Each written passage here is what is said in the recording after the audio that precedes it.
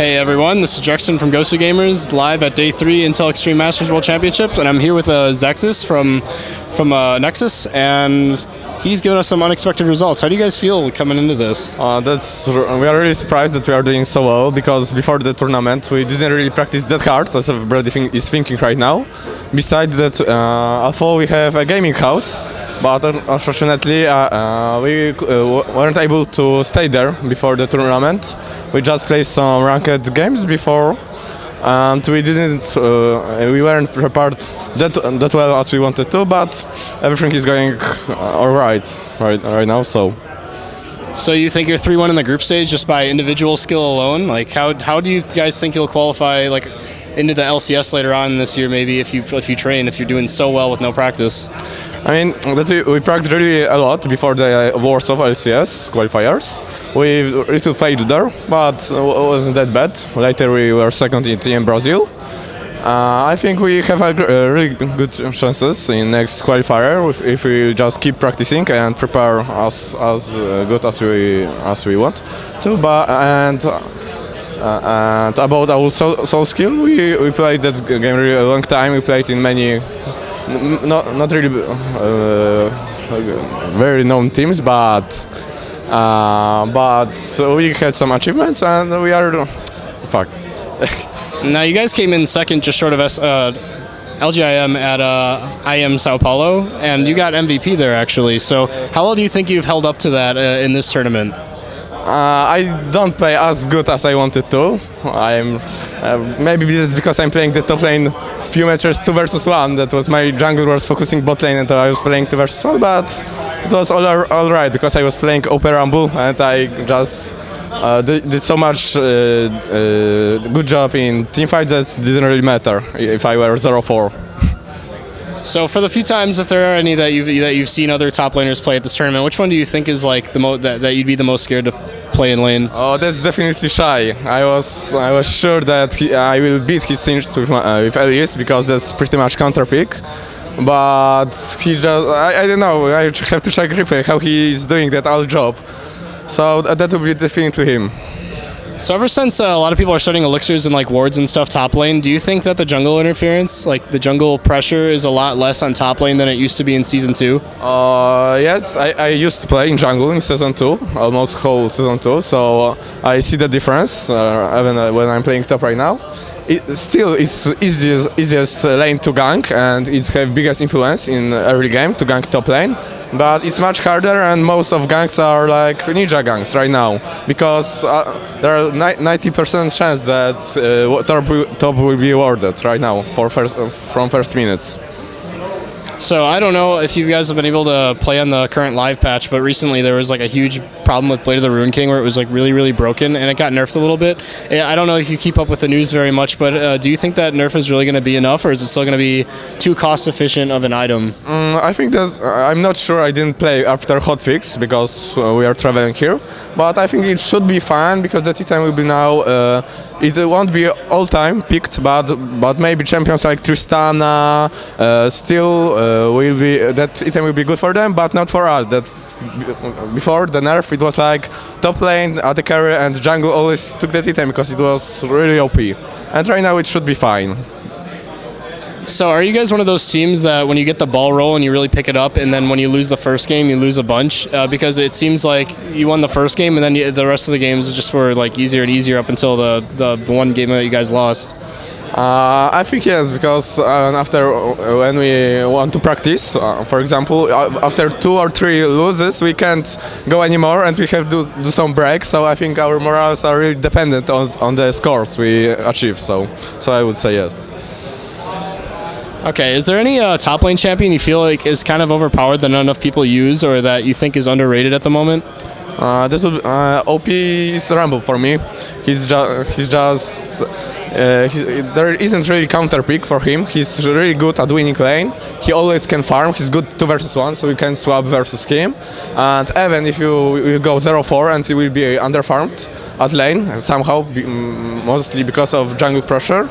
You still are his skill set, base damage is really huge, and beside that that mask, I'm not sure how it's called, but the mask that he's taking percent of max HP is really suits him, and it's underrated item for me, especially on champions like Rumble, maybe I use and Singed.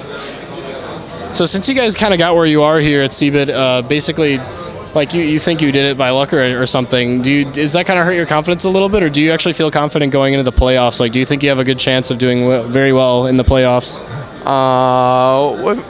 I think we have some chances because we are some underdogs, and some teams I'm pretty sure they didn't even check what we are playing and just thought that will be easy matches, and we have no pressure on us because because there weren't many people who count on us, so we are playing freely. So, no pressure. So. Now, since you don't have to really worry about the LCS at the moment, did you guys do a lot of research coming into this, or did you just wing that too? About the LCS, we played versus SK.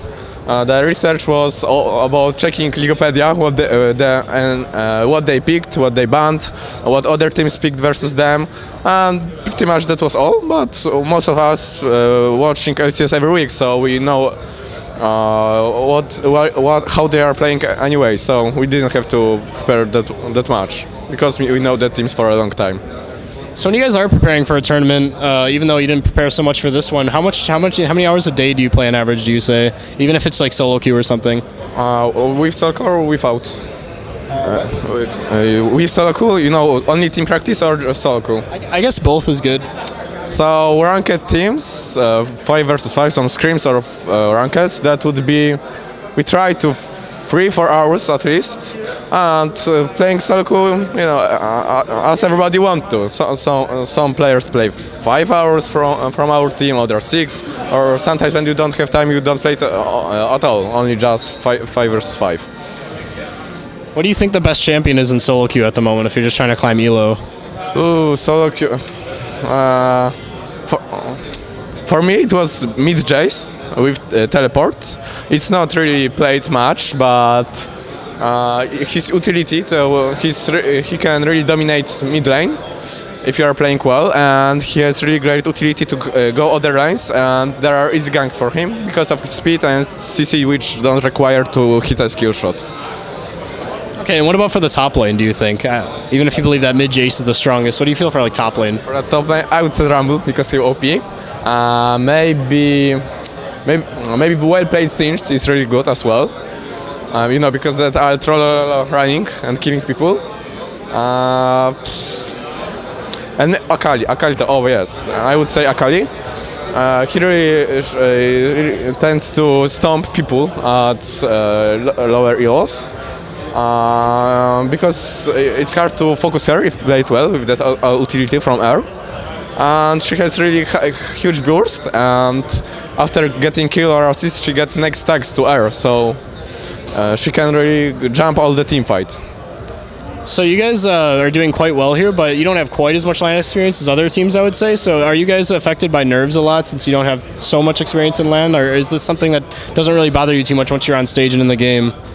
No. Sorry, can you repeat the question? A lot of teams, sometimes they get really nervous and this affects their play when they play at live events. We don't. One of our players was really, maybe not star, but one of best con players, so he has huge experience. Other who was playing Dota, and he were on many LAN before. Other was playing at MYM, MYM X GBT, they were called like that times for a long time, so he was at many LANs as well. And me with other players playing at Acer, so we all were at some LANs, so we don't get nervous anymore. Maybe at start it was something new, but right now I don't think so. That's when you are on stage, when you start playing, you just forget about all the audience. You just focus on the game. You don't really see that people. So outside of just being a team, do you guys get along quite well, just as like friends outside of the League of Legends?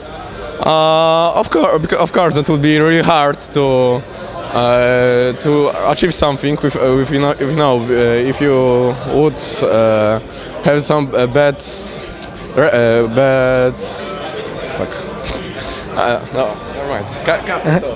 Okay.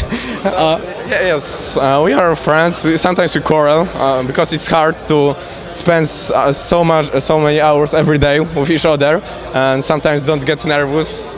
Somebody have a worse day, but yes. Besides that, we like to spend time together, go out somewhere. Are there any other games you play besides League of Legends, or do you not really have the time for that?